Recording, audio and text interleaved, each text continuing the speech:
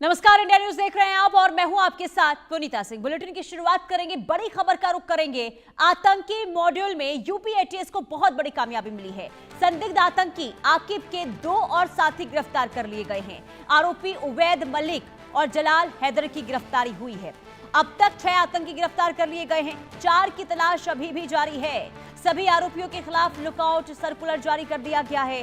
कुल मिलाकर देखिए, देश में आतंकी धमाके करने वाले प्लान में रोजाना नए खुलासे हो रहे हैं और यूपी एटीएस ने 2 और लोगों को गिरफ्तार किया है, जबकि 2 संदिग्धों के खिलाफ लुकआउट नोटिस जारी किया गया है।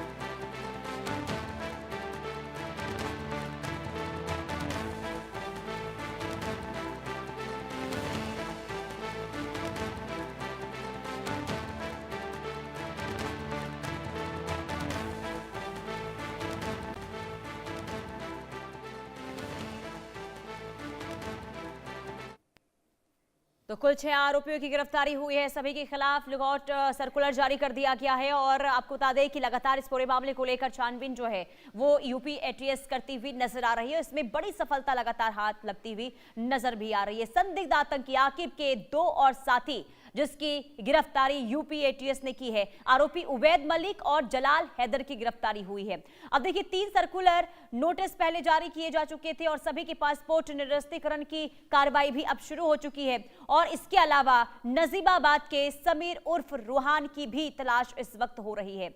अभिषेक संवाददाता तमाम जानकारी के साथ जुड़ चुके हैं। अभिषेक, बहुत बड़ी सफलता है ये यूपी एटीएस के लिए। कैसे इनकी गिरफ्तारी हुई, कैसे इन तक यूपी एटीएस पहुंचती है और आगे किस तरीके से कार्रवाई हो रही है?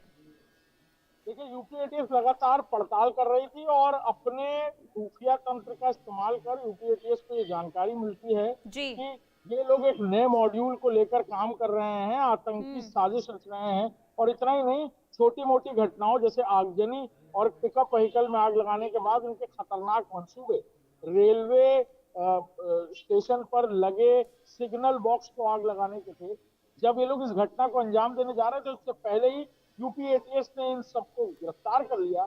और फिर जो जानकारियां सामने आई वो चौंकाने वाली थी एजेंसियों के लिए कि शाकिब जो जो इस पूरे मॉड्यूल को चला रहा था और इनपिन माना जा रहा है, इसके ऊपर एक और शख्स होता है, उसका नाम आकिब था और वो उसका करीबी माना जा रहा था। उसकी AK-47 के साथ बाकायदा एक वीडियो सामने आती है और ये पता चलता है कि पाकिस्तान के हैंडलर से न सिर्फ उसने इन लोगों की बातचीत कराई, बल्कि इन्हें मोटी रकम देने का वादा किया जा रहा था आतंकी घटनाओं को अंजाम देने के लिए। इतना ही नहीं, अफगानिस्तान के कई सारे नंबर से इनकी बातचीत हो रही थी। इनके मोबाइल को जब पूरी तरह से ट्रैक किया गया और खंगाला गया तो पता चला कि कई सारे बॉम्ब ब्लास्ट जो विदेशों में हुए उनसे जुड़ी हुई वीडियोस इनके पास से बरामद हुई थी और इनके कुछ खतरनाक मंसूबे थे कई जगहों पर कुछ खतरनाक घटनाओं को अंजाम देने के। फिलहाल इनसे पूछताछ चल रही है और विदेश में बैठे इनके करीबियों के खिलाफ यूपी एटीएस की तरफ से सर्कुलर जारी किया गया है, रेड कॉर्नर सर्कुलर जारी किया गया है और साथ ही साथ पासपोर्ट निरस्तीकरण को लेकर भी कार्रवाई आगे हो रही है। लेकिन अभिषेक, ये जो धमाके की इनकी योजना थी, इसमें जो 2 गिरफ्तारियां हुई हैं, इनकी क्या भूमिका सामने आई है? देखिए, फिलहाल इन्हें ट्रेन किया जा रहा था, जो जानकारी मिल रही है, और बीच में कोई और हैंडलर इनकी मदद करता, ऐसा भी पता चल रहा है सूत्रों के मुताबिक। जब इनसे पूछताछ हुई रिमांड के दौरान तो इनका कहना है कि आकिब की तरफ से बातचीत के दौरान कई बार ये कहा गया कि एक और भी टीम है, लेकिन वो तब मदद करेगी जब कुछ बड़ा प्लान किया जाएगा। अब वो बी टीम कौन है, उसे कौन लीड कर रहा था, इसको लेकर यूपी एटीएस पड़ताल कर रही है। पंजाब से भी कुछ कनेक्शन निकलकर सामने आए कि कई सारे पंजाब के नंबर्स पर भी बातचीत कर रहे थे और सूत्रों के मुताबिक इनसे पूछताछ के दौरान ही यूपी एटीएस को ये पता चला कि पंजाब से इन्हें विस्फोटक मिल रहे थे और पाकिस्तान में बैठे हैंडलर्स नहीं, पंजाब के नंबर इन्हें मुहैया कराए थे। तो पंजाब को लेकर भी जो तफ्तीश है वो तेज हुई है, कौन नंबर्स पर बात कर रहा था और कौन वाकई इन्हें विस्फोटक देने वाला था। ठीक है, लेकिन अभिषेक, ये आतंकी मॉड्यूल जिससे बेनकाब किया जा रहा है, इसमें अब तक 6 गिरफ्तारियां हुई है, जिसमें 2 अभी गिरफ्तारी हुई है। अभी तक जो यूपी एटीएस जांच कर रही है उसमें क्या सामने आया है? इनका जो नेटवर्क है, इनकी जो तार है, कहां कहां तक फैले हुए नजर आ रहे हैं? क्या कोई जानकारी मिल रही है?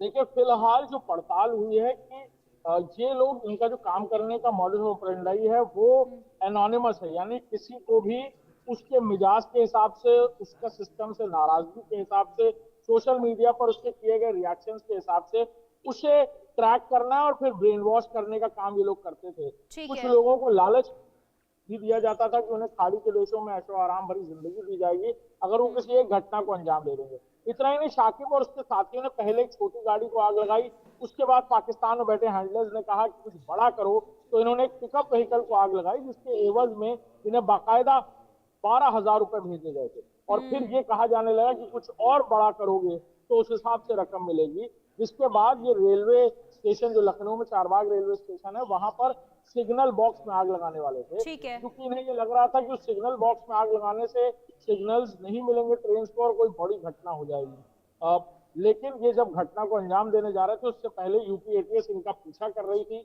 पता कर रही थी, उनका जो खुफिया तंत्र है वो इनके पीछे लगा हुआ था। और जैसे ही ये लोग घटना को अंजाम देने की साजिश रच के पूरी तरह घटना को अंजाम देने वाले थे, उससे पहले ही इन्हें गिरफ्तार कर। ठीक है, लेकिन अभिषेक देखिए, अब तक जो जानकारी आप दे रहे हो उसके मुताबिक तो ये समझ आ रहा है जो पाकिस्तानी हैंडलर्स थे वो पूरी तरीके से ये कोशिश करते थे जो युवा आर्थिक तौर पर कमजोर हों उन्हें जोड़ा जाए, उन्हें जो है इस तरीके से उनका ब्रेन वॉश किया जाए। लेकिन क्या ये जानकारी मिली है कि जो ये कनेक्शन इनका निकलकर सामने आया है, कैसे इन तक संपर्क साधा जाता था? क्योंकि देखिए, इसके पीछे भी कहीं ना कहीं बहुत बड़ा हाथ हो सकता है, कोई बड़ा चेहरा हो सकता है जो युवाओं को एकजुट करता था और चिन्हित करता था कि किन तक पहुंचना चाहिए, किन तक नहीं पहुंचना चाहिए और किनको ब्रेन वॉश करना बहुत ज्यादा आसान होगा। तो ये कैसे पूरा काम होता था? देखिए, जो जानकारी मिल रही है कि इस मॉड्यूल के जो ये लोग गिरफ्तार किए गए, 6 लोग गिरफ्तार हुए, उसमें शाकिब वो पहला शख्स था जिसे आकिब नाम के एक शख्स ने सबसे पहले रेडिकलाइज किया, जो दुबई में है, जिसके लिए 2 बार सर्कुलर जारी किया जा चुका है, लुकआउट सर्कुलर जारी किया जा चुका है। और उसने ही सबसे पहले शाकिब को इस बात के लिए तैयार किया कि वो आतंकी साजिश रचेगा ही नहीं, बल्कि उसमें शामिल होकर और भी लोगों को तैयार करेगा। और यहाँ से इस मॉड्यूल की कड़ी शुरू हुई शाकिब से।